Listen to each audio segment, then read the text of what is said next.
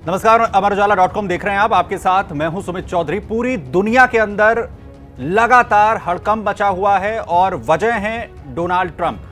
Donald Trump कभी tariff को लेकर बड़ा फैसला लेते हैं, दुनिया के अलग अलग देशों जिसमें भारत भी शामिल है टैरिफ वॉर शुरू हो जाती है।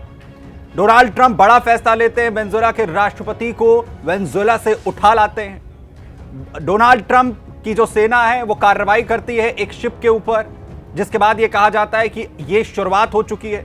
लेकिन आखिर यह सब क्यों हो रहा है और डोनाल्ड ट्रंप आखिर किस ओर इस दुनिया को लेकर जाना चाहते हैं? और हाल ही में जो एक बड़ी घटना हुई जिसमें यह कहा जा रहा है कि रूस के शिप को अमेरिका की तरफ से पकड़े जाना अब पूरी तरह से ट्रिगर करने वाला है, लेकिन इसका अंतरराष्ट्रीय स्तर पर क्या कुछ असर होने वाला है उन हालात में जब अमेरिका और रूस लगातार एक कोल्ड वॉर वाली सिचुएशन में है, लगातार एक दूसरे के बड़े प्रतिस्पर्धी बने हुए हैं, लगातार टकराव के हालात हैं। इन तमाम चीजों को बारीकी समझने की कोशिश करेंगे। हमारे साथ खास मेहमान इस वक्त मौजूद हैं। रविंद्र सचदेव सर हमें यहां पर ज्वाइन कर रहे हैं, विदेश मामलों के जानकार हैं। सर बहुत बहुत स्वागत है आपका। सर क्योंकि हम लगातार जिस तरीके से तमाम सिचुएशंस को देख रहे हैं और जिन कुछ घटनाओं का मैंने जिक्र किया डोनाल्ड ट्रंप को लेकर, और हाल ही में जो मैरिनेरा शिप को लेकर बेलावन जिसे कहा जा रहा था कि पहले उसका नाम था, अमेरिका ने जो स्टैंड लिया, हम वहां से शुरुआत करना चाहते हैं। जो नॉर्थ अटलांटिक महासागर में जो कुछ हुआ, इस घटना का सबसे पहले तो इंटरनेशनल लेवल पर अमेरिका रूस के को लेकर क्या बड़ा असर होने वाला है डोनाल्ड ट्रंप ने जो पहले किया है और अब यह घटना होना? Thank you Sumit, a pleasure always आपके साथ और आपके दर्शकों के। आपने इतने सारे क्वेश्चंस बंडल कर दिए तो उनको अनपैक करते हैं धीरे राइट। में जो शिप थी उसको अमेरिका ने कमांडियर कर लिया, राइट। उसका कुछ असर डेफिनेटली पड़ेगा सिग्नलिंग में, परंतु मुझे नहीं लगता फिलहाल के लिए कि पुतिन और रशिया हम इसको कोई जवाब देंगे मिलिट्री रूप से, क्योंकि काफी मुद्दे और चल रहे हैं। बट अब पीछे आते हैं, अदर देन दिस, इस समय दुनिया नया समीकरण बन रहा है जिसमें हम जी रहे हैं। मैं इसको कहता हूं we are living in an era, हम एक एज में ऐसी में हम लोग हैं when a new world matrix is under construction. ये जो कहा जाता है world order, world disorder, multipolarity, multiple अलग अलग शब्द यूज हो रहे हैं। मेरे हिसाब से जो डिफाइन मैं करता हूं, ये एक न्यू वर्ल्ड मैट्रिक्स है अंडर कंस्ट्रक्शन। यानी कि इस समय दुनिया का जैसे कंप्यूटर रीबूट होता है, कोविड के बाद रशिया यूक्रेन वॉर का झटका, कोविड का झटका, रशिया यूक्रेन का, इजराइल गाजा का झटका, इन सब झटकों के बाद दुनिया एक तरह से रीस्टार्ट करने की प्रोसेस में है। और इस प्रोसेस में नए, आप कहिए रूल्स कहिए या नए नए नॉर्म्स बनेंगे, नए पैराडाइम्स बनेंगे, वो इस समय हो रहा है। और जो इस समय ये हो रहा है, इसमें अमेरिका अपने को दुनिया के ऊपर कंप्लीट, जो उसको जिस हिसाब से दुनिया का ढांचा उसे चाहिए देखता है, वो सोचता है, जो ट्रंप सोचता है उसको वो बनाना है। तो एसेंशियली ये चल रहा है। एक और लेवल पे चल रहा है अमेरिका और चाइना का फ्रिक्शन कॉन्फ्लिक्ट, जिसमें अमेरिका नंबर 1 एम्पायर है। अमेरिका ने ठान लिया मैं 1 ही रहूंगा, और ट्रंप के आने के बाद से हम देख रहे हैं कि अमेरिका कैसे अपने को नंबर 1 एम्पायर रखने में फोकस्ड है। चाइना बढ़ रहा है, चाइना कहता है मैं बनूंगा, रोक सको तो रोक लो। एक लेवल पे वो फ्रिक्शन है, राइट। इसके अलावा नाउ बैक अमेरिका में ट्रंप ने ठाना है, ट्रंप और इनकी सरकार ने, कि हमें अमेरिका को एक वाइट क्रिश्चियन नेशन बनाना है। एक वो उस तरह प्रोसेस चल रहा है। दूसरा, अमेरिका ने यानी कि ट्रंप ने ये ठाना है कि जिसको वेस्टर्न हेमिस्फीयर कह रहा है, यानी कि नॉर्थ अमेरिका और साउथ अमेरिका के जो दोनों कॉन्टिनेंट्स हैं, ये पूरे इलाका अब अमेरिका के कंट्रोल में नहीं, तो यहाँ पर केवल वही देश होंगे, वही सत्ताएं चलेंगी जो अमेरिका से या तो फ्रेंडली हैं या एक तरह से अमेरिका की कॉलोनी बन जाएंगी। जैसे कि वेनेजुएला, वहां से सत्ता पलट किया, एक ऊपर को निकाला, बाकी जो हैं तुम हो, हमने वेनेजुएला को ब्लॉकेड कर रखा है, ओके, अब आप हमारे ऑर्डर के हिसाब से चलो, नहीं चलोगे तो मैं अगली जो प्रेसिडेंट इंटरिम उसको निकाल दूंगा, आपको निकाल दूंगा क्लियरली। तो एक तरह से कॉलोनी की तरह वेनेजुएला को बना रहा है अमेरिका अपनी, और जैसे ईस्ट इंडिया कंपनी एक जमाने में होती थी, तो अमेरिका अपने बैकयार्ड में उस तरह का रोल प्ले कर रहा है और करने जा रहा है आगे। कुछ और भी देश हैं जिनसे ड्रग्स आते हैं, और उनमें से कुछ देश हैं जो कि लेफ्टिस्ट हैं, सोशलिस्ट हैं। तो जो लेफ्टिस्ट सोशलिस्ट देश हैं वहां तो सत्ता परिवर्तन या ऊपर से रेजिम चेंज का आइडिया है। जहां फ्रेंडली देश हैं बट जहां से ड्रग्स आ रहे हैं, जैसे कि मेक्सिको, तो मेक्सिको में सरकार के खिलाफ नहीं, बट मेक्सिको में अमेरिका डायरेक्ट जो ये ड्रग्स के फैक्ट्रीज हैं, वेयर हाउसेज हैं, उन पे अटैक मारेगा। तो ये इसके अपने हेमिस्फेयर का हो गया। अब उसी के चलते जो कल हुआ है, जो 2 शिप्स थी जो कि वेनेजुएला से, एक तो मुड़ गई, खाली थी, तेल उठाने जा रही थी, पर जब देखा ब्लॉकेड करा हुआ अमेरिकन फोर्सेस ने तो वो मुड़ गई थी। ठीक है, अमेरिका उसको चेस कर रहा था। उसके हिसाब से वो शिप 2024 में उसने ईरान का इलीगल ऑयल किसी देश को ले गई थी। तो जिसे ये लोग कहते हैं शैडो फ्लीट, डार्क फ्लीट। ये पुराने टैंकर्स हैं, ओके। ये किसी के भी फ्लैग में चलते रहते हैं, कभी एक देश कभी दूसरे देश। सारे शिपिंग एक्चुअली वही है, किसी के भी फ्लैग में, मल्टीपल कारणों से। तो वो फ्लैग, सॉरी, ये वाला जो खाली टैंकर था ये मुड़ गया और जाता गया, और ये आइसलैंड मतलब यूरोप की तरफ आ गया था। और तब इसके जो क्रू था, इनको लगा कि अमेरिकन हमारे पीछे हैं। तब तक उसका जो फ्लैग था वो गुयाना का फ्लैग दिखा रहा था टैंकर के ऊपर। उसके जो क्रू थे उन्होंने फिर पेंट कर, वो फ्लैग उतार दिया और पेंट कर दिया रशिया, बिल्कुल, कि भाई ये रशिया का टैंकर है। तो बट उसका कोई इन्होंने, यूएस ने कोई वो नहीं रखा। यूएस के कोस्ट गार्ड गए, हेलीकॉप्टर से ऊपर से उतरे और टैंकर के क्रू को हाईजैक करें, आप कैप्चर कर लिया और उस टैंकर को वापस मोड़ के ले जा रहे हैं। तो ये क्लियरली इसलिए है, इसके जो सिग्नल जा रहे हैं, अव्वल तो है कि ठीक है अब रशिया क्या करेगा, क्योंकि उन्होंने पेंट कर दिया था रशिया। तो क्या उन्होंने रशियन अथॉरिटी से बात करी थी जो भी फ्लैग रजिस्टर, क्योंकि खबर तो ये भी है सर कि रजिस्टर किया था रशिया ने, इसे टेम्पररी रजिस्टर किया था, ये खबर है। जी, एग्जैक्टली। तो अगर टेम्पररी रजिस्टर भी करा था तो अब रशिया क्या करेगा? रशिया मुझे मिलिट्री रूप से तो दिखता नहीं है कि पुतिन अब रिवर्स अटैक मारेंगे किसी तरह का, राइट? उसके चांस कम है। यूक्रेन में फंसे हुए हैं, अमेरिका से सैंक्शंस ऑलरेडी हैं रशिया पे भी। तो इस मूव से अमेरिका ने ये सिग्नल दिया कि जो मैं कह रहा हूं, यानी कि ट्रंप कह रहा है कि मैं कह रहा हूं कि ये जो पूरा हेमिस्फेयर है, नॉर्थ साउथ हमारा है, इसमें कोई दखल अंदाजी नहीं चलेगी। और रशिया जैसी एक once upon a time super power, जिसको भी सुपर पावर माना जाता है, कि उसके भी अगर कोई उसके कोई फ्लैग हो, उसका भी कोई एसेट हो, उसको मैं नहीं आने दूंगा। क्लियर कट ये इलाका मेरा है, एक ये सिग्नल। और रशिया जैसे ताकतवर देश को भी मैंने गन पॉइंट पे वापस कर दिया। लेकिन सर, जिस तरीके से अमेरिका इस वक्त कॉलोनी बनाकर अपनी विदेश नीति लेकर चल रहा है, उस पर तो सवाल खुद अमेरिका में भी उठ रहे हैं। खुद वहां के जो जियोपॉलिटिकल एक्सपर्ट हैं वो ये कह रहे हैं कि इसका एक क्या कुछ दूरगामी परिणाम आएगा, क्या अमेरिका को फायदा होगा या फिर नहीं होगा। ये तो वेनेजुएला का जो तेल है वो फायदा पहुंचाएगा भी या फिर नहीं पहुंचाएगा, या फिर अमेरिका को इसका नुकसान हो जाएगा। इस पर तो एक बहुत बड़ा क्वेश्चन मार्क वहीं से उठाया जा रहा है, यान ब्रेमर कहते हैं इसे लेकर। नो, एब्सोल्युटली बहुत उठाया जा रहा है, मल्टीपल उठाए जा रहे हैं। पर दो चीजें हैं। अव्वल, it does not matter to Trump.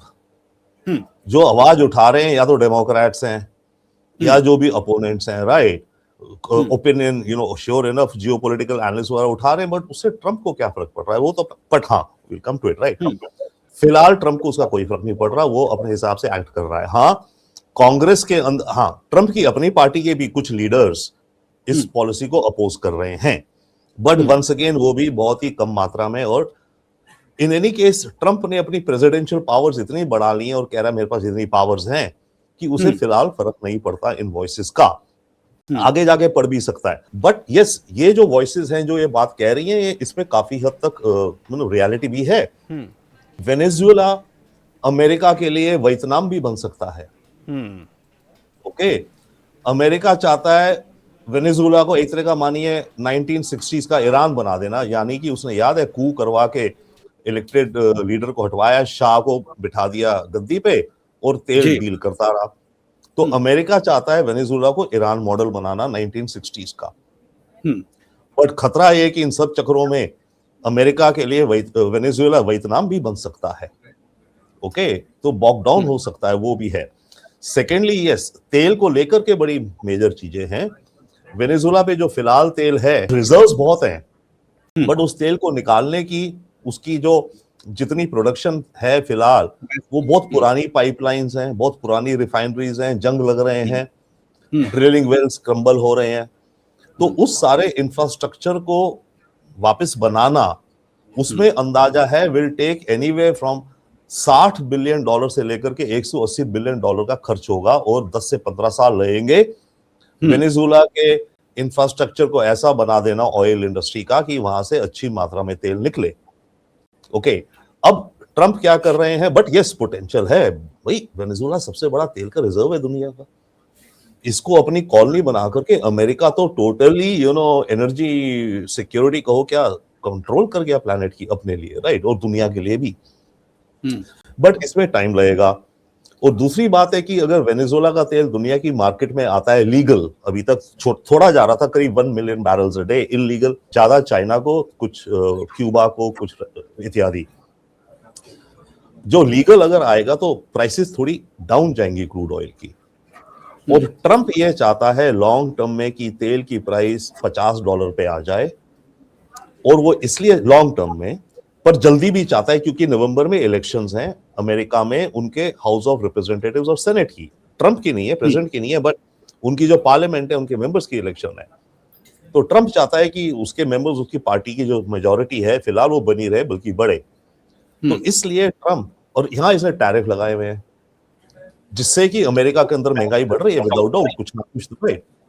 तो उस महंगाई को कम करने के लिए इसको चाहिए कि अमेरिका में तेल की कीमत कम हो, क्योंकि तेल की कीमत कम होगी तो डीजल, ट्रांसपोर्टेशन वगैरह की कीमतें कम होंगी, तो इन्फ्लेशन कुछ दबी रहेगी। तो ट्रंप की स्ट्रैटेजी ये है तेल को लेकर के। बट उधर जो तेल कंपनियां हैं जिनको अमेरिका कह रहा है कि वो जाके निकालेंगी, उन तेल कंपनीज को डिसाइड करना पड़ेगा मैं कितना इन्वेस्ट। उनको सिक्योरिटी भी चाहिए होगी ना सर, कि वो अगर वेनेजुला जाती हैं, उनको वहां से प्रॉफिट मार्जिन मिलेगा या नहीं मिलेगा, एक स्टेबिलिटी वहां पर होगी या फिर नहीं होगी, उनके लिए भी तो एक क्वेश्चन होगा।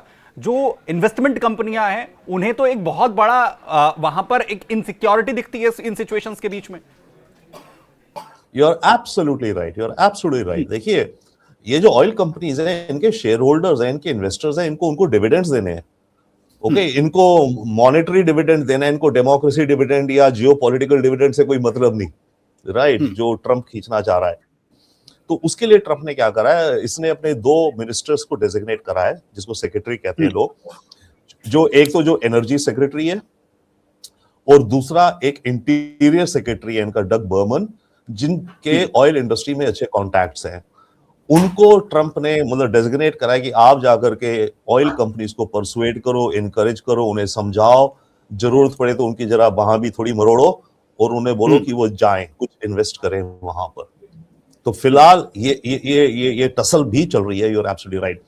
और तेल कंपनीज को एक और इशू है, उनको ये है कि ठीक है वो जाके इन्वेस्ट वगैरह कर ले, तो अगर दुनिया में तेल की कीमतें कम हो रही हैं होंगी तो उनके प्रॉफिट मार्जिन भी कम होंगे, ठीक है ना।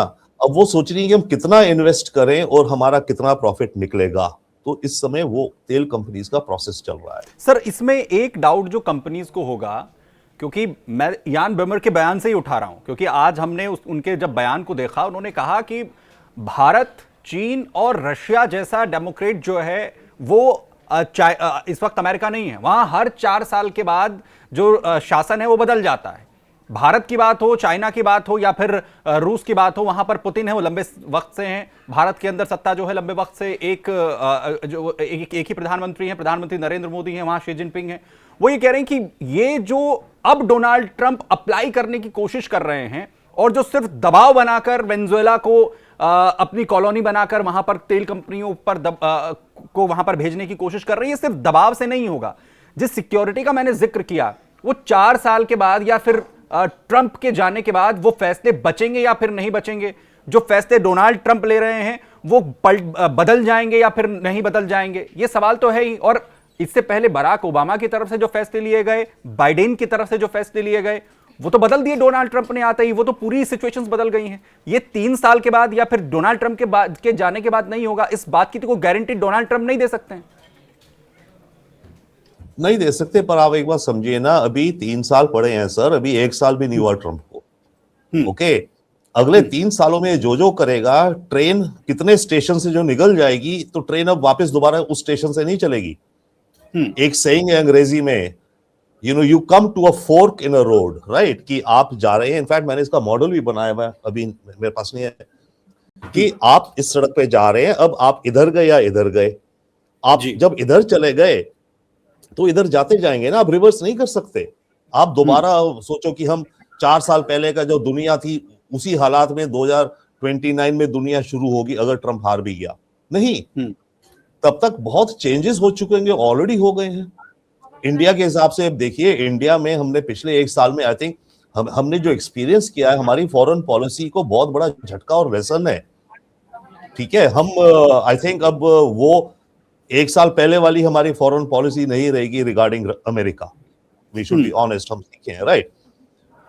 वेनेजुएला का जो हुआ, वहां के लोग मदुरो किडनैप करके ये ले गए हैं, तो जो भी हो 4 साल बाद ट्रंप चला भी जाए, फिर भी वेनेजुएला के लोग याद तो रखेंगे कि इसने हमारे प्रेसिडेंट को, जो उसके सपोर्टर्स हैं मानो जितने भी, अमेरिका ने किडनैप किया है। ओके, तो ग्रीनलैंड को लेके जो ये कह रहा है मेरे को चाहिए, नेटो को लेके जो ये कह रहा है, यूरोप को लेके जो कह रहा है, यूरोप अब कह रहा है कि मेरी अपनी आर्मी मुझे बनानी चाहिए थी, हमने गलती करी, आर्म्स नहीं डाले, ये वो।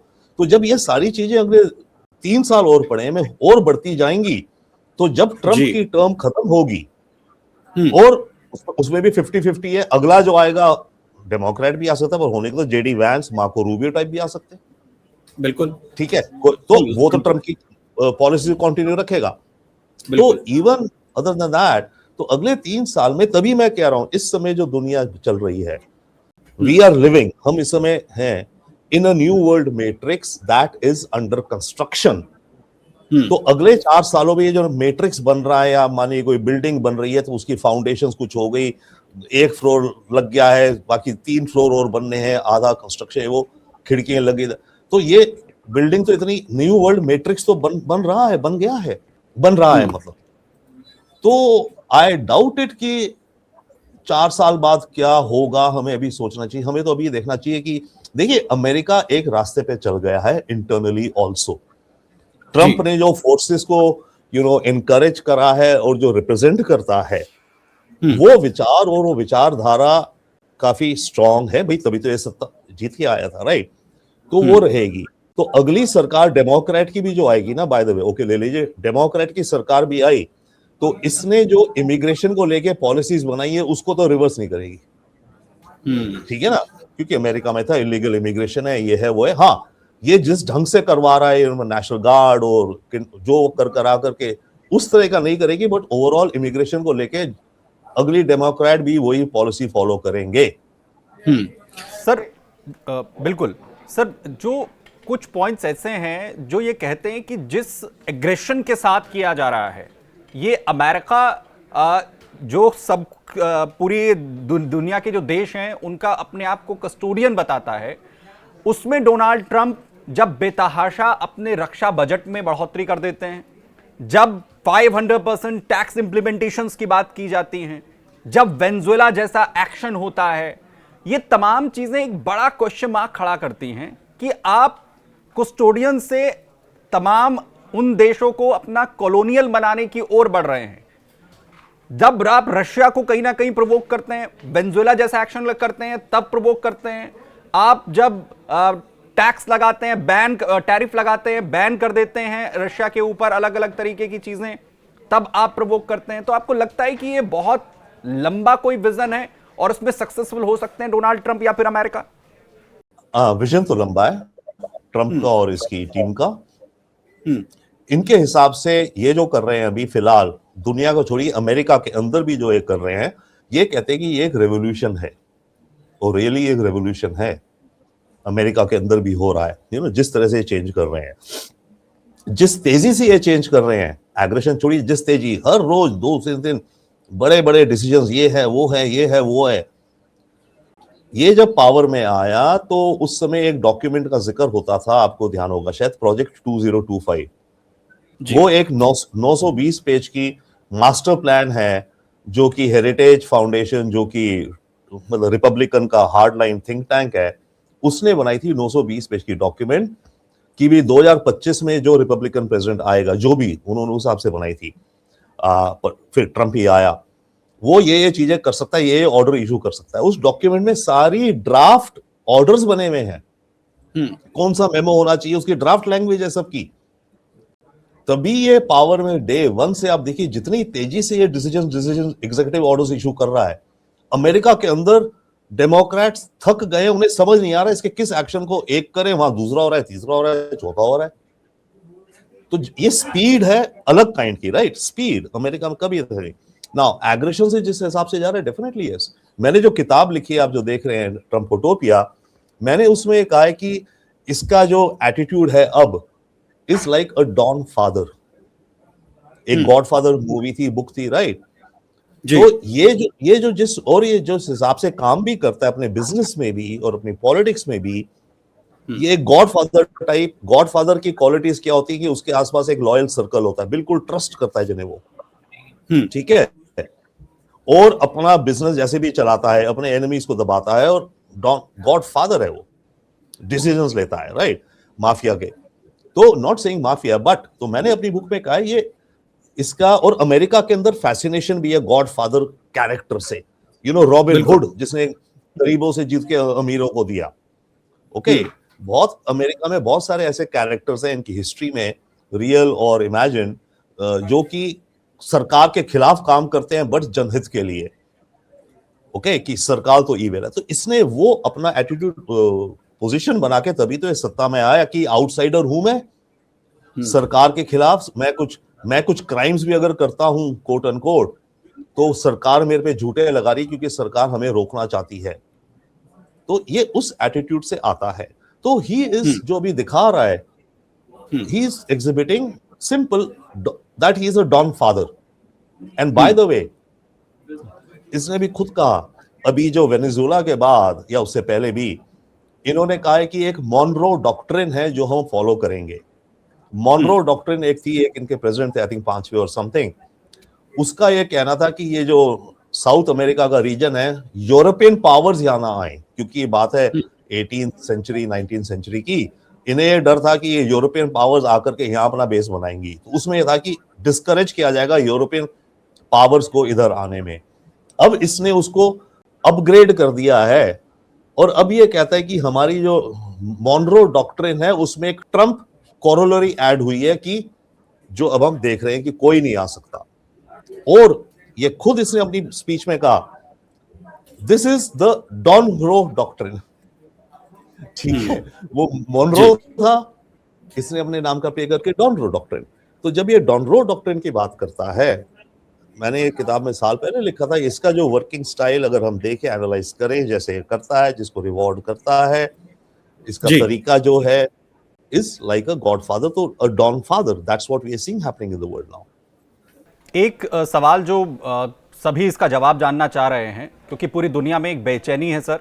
हम लगातार देख रहे हैं जिस तरीके का सिनेरियो बदल रहा है, उधर चाहे आप रशिया की बात करिए, चाहे चीन की बात करिए, और डोनाल्ड ट्रंप के लगातार बड़े डिसीजंस, हाल ही में जिसका मैंने जिक्र भी किया, रक्षा बजट में बेतहाशा बढ़ोतरी करना, पूरी दुनिया की सबसे ताकतवर सेना बनाना, और दूसरी तरफ ये जो एक्शन अभी हाल फिलहाल में हमने देखे हैं, और जो एक हितों का टकराव कहिए, या एक दूसरे के सामने जो ये तमाम वीटो होल्डर्स जो कंट्रीज हैं, ये टकराव करते हुए जो दिख रहे हैं, इसमें आपको लगता है कि ये वर्ल्ड वॉर 3 को ट्रिगर करता हुआ दिख रहा है? इस पर बहुत बात हो रही है कि डोनाल्ड ट्रंप जो डिसीजंस ले रहे हैं, ये वर्ल्ड वॉर 3 को ट्रिगर कर सकता है। क्या ऐसी सिचुएशंस बन सकती हैं?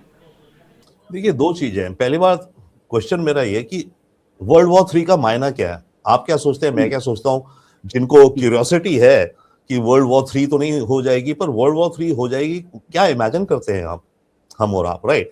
वर्ल्ड वॉर 2 जो हुई थी, अगर हम उससे कंपेयर करें, तो वर्ल्ड वॉर 2 में यस, जर्मनी ने पूरे यूरोप को रोंदा, इधर अफ्रीका को भी रोंदा, रशिया से भी हुई, इधर जापान आ गया, एक्सिस बन गया, इत्यादि इत्यादि। क्या अब की बार वैसा होगा? अब की बार फिलहाल एक सेंस में मेरा तो मानना है वर्ल्ड वॉर 3 ऑलरेडी चालू हो चुकी है, ओके? क्योंकि आज की इस एज की वॉर जो है वो केवल soldiers and boots on ground की नहीं रह गई है ना। आपने कितनी टेरिटरी किसी की कैप्चर कर ली, कितने मार दिए। आज की दुनिया की वॉर इस सेंचुरी 21st सेंचुरी की in this new world matrix जो बन रहा है, इसमें जो वॉर है are financial wars, technology wars, other kinds of wars and of course physical wars जो हम जानते हैं, साइबर वॉर्स। रशिया का $300 बिलियन पैसा जब्त करके बैठ गए हैं, 250 बिलियन यूरोप में पड़ा है, 51 बिलियन अमेरिका में पड़ा है। ये क्या फाइनेंशियल वॉर नहीं है? रशिया की कंपनीज को इंपोर्ट एक्सपोर्ट नहीं किया जा रहा क्योंकि स्विफ्ट का जो नेटवर्क है फाइनेंशियल वो अमेरिका कंट्रोल करता है, तो ये क्या वॉर नहीं है मेरे खिलाफ? चाइना को नैनो चिप्स बनाने की मशीन ना देना, क्योंकि मशीन एक ही है दुनिया में कंट्री जो बनाती है, हॉलैंड की कंपनी है AMSL आई थिंक, ओके, जो वेरी प्रिसाइज नैनो चिप्स के लिए चाहिए होती है। 10-20 बिलियन डॉलर की एक मशीन आती है, उस मशीन का एक्सपोर्ट बैन करवा देना हॉलैंड से कि चाइना को नहीं देंगे क्योंकि चाइना छोटे चिप्स ना बना पाए। क्या ये वॉर नहीं है? अमेरिकन जो कि ग्रीन कार्ड में हैं या अमेरिकन सिटीजन्स हैं जो चाइना में काम कर रहे हैं, बड़ी चाइनीज कंपनी में अमेरिका से जाकर के लोग काम भी तो करते हैं, और some of them are of Chinese origin also by the way, right? American citizen but Chinese origin. उन सबको बोल दिया गया कि अगर आपने किसी भी IT sector, AI sector, quantum computing, in sectors में डीप काम करा तो जिनका ग्रीन कार्ड है उनको बोल दिया कि आपकी सिटीजनशिप पे क्वेश्चन लग जाएगा, क्योंकि ग्रीन कार्ड होता है तो फिर आप बाद में सिटीजन बनने को अप्लाई करते हैं ना। तो उनको खुलेआम थ्रेट है कि अगर आपने ऐसी किसी सेक्टर में चाइना में काम किया, आप ग्रीन कार्ड पे हैं, तो आपकी जब ग्रीन कार्ड से आपकी एप्लीकेशन सिटीजनशिप के लिए आएगी तो उसमें उस क्वेश्चन मार्क रहेगा। तो जब ऐसी ऐसी चीजें हो रही हैं तो ये अलग अलग किस्म की वॉर्स हैं। ईरान पे अटैक इतनी दूर से, ठीक है, बॉम्ब उसके न्यूक्लियर फैसिलिटीज पे। तो इस समय जो हो रहा है अलग अलग रीजन्स में हो रहे हैं कॉन्फ्लिक्ट्स, यस, ठीक है ना।